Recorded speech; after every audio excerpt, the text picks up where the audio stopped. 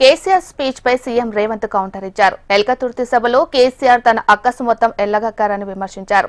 KCR speech లో పసలేదు, clarity లేదంటూ ఎద్దేవా చేశారు సీఎం రేవంత్ రెడ్డి. కేసీఆర్ మోదీ వాళ్ళ అవసరాన్ని బట్టి మాట్లాడతారని అన్నారు. పిల్లగాళ్లు అంటూ మాట్లాడుతున్న కేసీఆర్ మరి వాళ్లను ఎందుకు అసెంబ్లీకి పంపుతున్నారంటూ ప్రశ్నించారు. తనకు రాహుల్ గాంధీకి మంచి రిలేషన్ ఉందని, ఎవరిని నమ్మించాల్సిన అవసరం లేదని స్పష్టం చేశారు.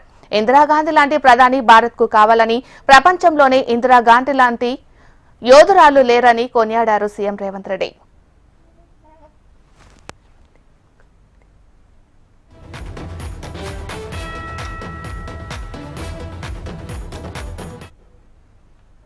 కేసీఆర్ స్పీచ్ పై సీఎం రేవంత్ రెడ్డి కౌంటర్ ఇచ్చారు. ఎల్కతుర్తి సభలో కేసీఆర్ తన అక్కసు మొత్తం వెళ్లగక్కారని విమర్శించారు.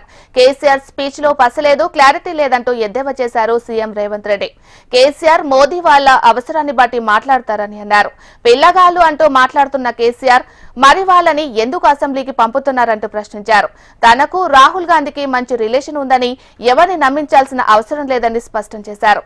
ఇందిరాగాంధీ లాంటి ప్రధాని భారత్ కి కావాలని, ప్రపంచంలోనే ఇందిరాగాంధీ లాంటి యోధురాలు లేరని కొనియాడారు సీఎం రేవంత్ రెడ్డి.